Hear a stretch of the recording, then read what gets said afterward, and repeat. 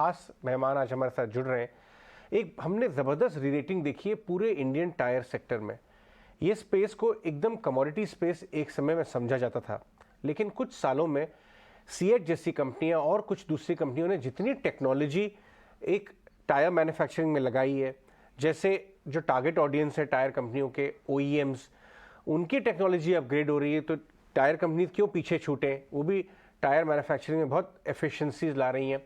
और हमने देखा कि टायर स्पेस में कैपेसिटी एक्सपेंशन हो गए, सीएट और दूसरी कंपनियों ने भी काफ़ी कैपेसिटी एडिशन लाई, वो सब अब ऑन स्ट्रीम आ रही हैं। हमारे साथ अर्नब बैनर्जी जुड़ रहे हैं, सीएट के सीओओ, और आज हमसे इंडस्ट्री के बारे में बात करेंगे और हमसे बात करेंगे कंपनी के बारे में भी। तो सबसे पहले ये बताएं कि जो जिस बात से इस समय मार्केट सबसे ज़्यादा खुश है वो है आपके रॉ मटेरियल सिनेरियो को इम्प्रूव होने में। सिंथेटिक रबर और नेचुरल रबर दोनों के दामों में कमी आई है क्योंकि क्रूड का भाव नीचे आया है। अगर आप हमारे लिए बताएं ये कि कितना बेनिफिशियल है सेक्टर के लिए और कंपनी के लिए भी। नहीं, जरूर। लास्ट 2 साल से मार्जिन कंप्रेशन हुआ था एंटायर इंडस्ट्री में, सीएट का भी।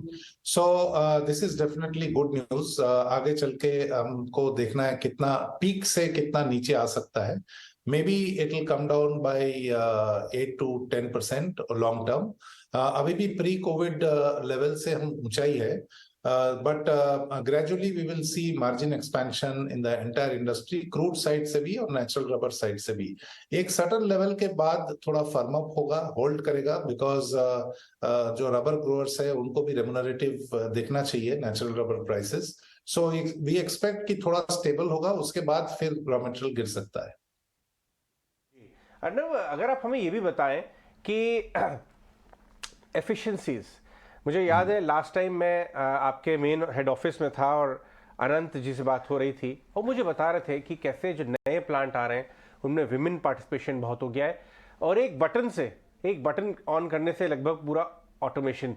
एक समय था जब कई सालों दशकों पहले जब टायर कंपनीज अपने प्लांट्स में सिर्फ लंबे चौड़े हट्टे कट्टे मेल्स को ही रखते थे क्योंकि बहुत फिजिकल इंटेंसिव था। उसी तरीके से मैं देख रहा था आपको लाइट हाउस सर्टिफिकेशन मिला है क्योंकि आप पूरे मैन्युफैक्चरिंग में बहुत हाई एंड एफिशिएंसीज ला रहे हैं। मुझे बताइए, क्योंकि ये भले ही लोग इसको ध्यान नहीं देते, एकेडमिक पॉइंट लगता है, लेकिन आफ्टर ऑल ये सारी efficiencies share holder value creation में ही जाती हैं, इवेंचुअली ये नंबर्स में फ्लो करती हैं थोड़े गैप के बाद। करेक्ट। सो बात शुरू होती है कस्टमर इंटरफेस से। आप अगर देखेंगे अभी इलेक्ट्रिफिकेशन बड़ी जोरों से हो रही है।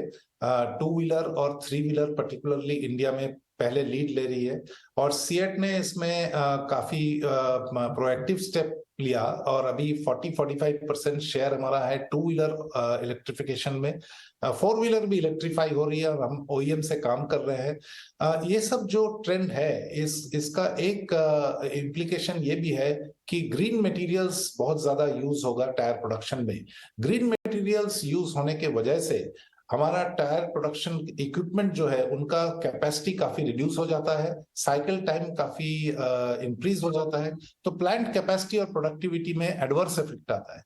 इसको रिवर्स करने के लिए भी हमको काफी सारे स्टेप्स उठाने पड़े हैं। लाइट हाउस सर्टिफिकेशन जो है वो ये इंडिकेट करती है कि कितना industry 4.0 IoT, internet of things, sensors कितना हमने यूटिलाइज किया है प्लांट्स में to automatically read what is going on in our machines, और प्रोडक्टिविटी इंक्रीज इससे कर सकते हैं, एफिशिएंसीज ला सकते हैं, कस्टमर्स के नए रिक्वायरमेंट को क्विकली हम अडॉप्ट कर सकते हैं, कैपेसिटी लॉस भी नहीं होगा, जो हमारे कैपेक्स हो चुके हैं उससे पूरा प्रोडक्टिविटी हम निकाल सकते हैं और ये सस्टेनेबिलिटी के लिए भी बहुत बड़ा हेल्प होगा। ग्रीन हाउस गैस एमिशन, आपका energy consumption, water consumption, material wastage, इसमें 20-30-40% का हमको इंप्रूवमेंट मिल चुका है एक प्लांट में, हलोल प्लांट, जिसको लाइट हाउस सर्टिफिकेशन मिला है वर्ल्ड इकोनॉमिक फोरम में। मैं आपको ये भी कहना चाहूंगा कि 2018 में ये लाइट हाउस सर्टिफिकेशन चालू हुई थी, जब से केवल अबाउट 132 प्लांट्स को वर्ल्ड वाइड ये सर्टिफिकेशन मिला है। ये साल केवल 18 प्लांट्स को मिला है, जिसमें सीएट हलोल प्लांट्स भी शामिल है। हम ये उम्मीद करेंगे कि आगे चल के हमारी दूसरी प्लांट्स जो है चेन्नई, नागपुर, ये भी हलोल जैसे लाइट हाउस सर्टिफिकेशन इनको मिले। But certification is not the end of the story, ये बिगिनिंग है। हमको और भी लगता है कि जैसे जैसे कस्टमर रिक्वायरमेंट ग्लोबली और ओईएम से आती जाएगी इलेक्ट्रिफिकेशन की और अदर नीड्स की, हम उसके साथ अडॉप्ट जल्दी करेंगे, उनको वो सर्विस दे पाएंगे और eight proper efficiency and cost and productivity so that shareholder value creation is also maximized. ठीक है, काफ़ी इंटरेस्टिंग बात आप बता रहे हैं मिस्टर बनर्जी। और अभी आप मैन्युफैक्चरिंग के बारे में बता रहे थे, मैं थोड़ा प्राइसिंग वाले फैक्टर पे आना चाहूँगा। सर, रबर के प्राइजेस करीब करीब 10% टूटे हैं। जैसे से बढ़ते हैं आप इसको पास ऑन करते हैं, और इस समय आप गाइडेंस दे पाएंगे कि रबर के प्राइजेस थोड़े स्टेबल हो गए हैं या फिर थोड़ी वॉलिटिलिटी रहेगी? ये तो मेरा पहला है। दूसरा, टिपिकली मार्जिन्स कितना है सर अभी? गाइडेंस हम नॉर्मली नहीं देते, बट आपको ट्रेंड बता सकते हैं। थोड़ा अभी स्टेबलाइज होगा, जैसे मैंने कहा, rubber prices before it starts moving again, because raw material growers के लिए भी, उनके पर्सपेक्टिव से भी ये प्रॉफिटेबल होना चाहिए टैपिंग। दूसरा, अभी डिमांड सिनेरियो अगर आप देखें worldwide, there is a recessionary tendency. China is not doing well, आपका यूरोप में भी रिसेशनरी टेंडेंसी है। US and India of course are in a different league, but US is also getting into a recession probably. So that is also going to play a role कि raw material prices आगे कैसे जाएगी. But it is much better than the past definitely, and we expect some अभी stabilization होगा, उसके बाद फिर raw material price change करना शुरू होगा। Good morning. इनफैक्ट अभी ताज़ा ऑटो एक्सपो 2023 भी हुआ, और सबसे अच्छी बात ये थी कि 3 साल के गैप के बाद ये ऑटो एक्सपो था, और इसमें सारी की सारी कंपनियां जो हैं नए प्रोडक्ट लॉन्चेस और इनोवेशंस कर रही थी, जिसमें ऑल्टरनेटिव फ्यूल कैटेगरी, ईवीज पर खास तौर से फोकस था। इस स्पेस को आप कैसे देख रहे हैं? हम जानते हैं कि इस कैटेगरी में आप ऑलरेडी प्रेजेंस रखते हैं, लेकिन इसकी ग्रोथ आगे कैसे दिखेगी? देखिए, 2 व्हीलर एंड 3 व्हीलर में पहले ग्रोथ काफी एग्रेसिव ऑलरेडी हो चुकी है। About 15% 2 wheelers are EV today. 4 wheeler में भी चालू हो गया ग्रोथ का जो EV electrification.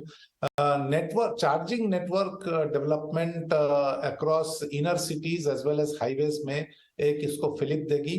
Government support for the initial time will lead to better adoption customers में। बट आप देखेंगे तो काफी सारे कस्टमर्स का पहला व्हीकल अभी इलेक्ट्रिक व्हीकल भी हो रहा है। सो मेरे हिसाब से दिस विल एक्सीलरेट। अभी इसका जो भी प्रोजेक्शंस है इलेक्ट्रिफिकेशन का, उससे ज्यादा तेजी से हम इलेक्ट्रिफिकेशन शायद देखेंगे। और बसेस एंड ट्रक्स में भी इलेक्ट्रिफिकेशन चालू हो चुकी है।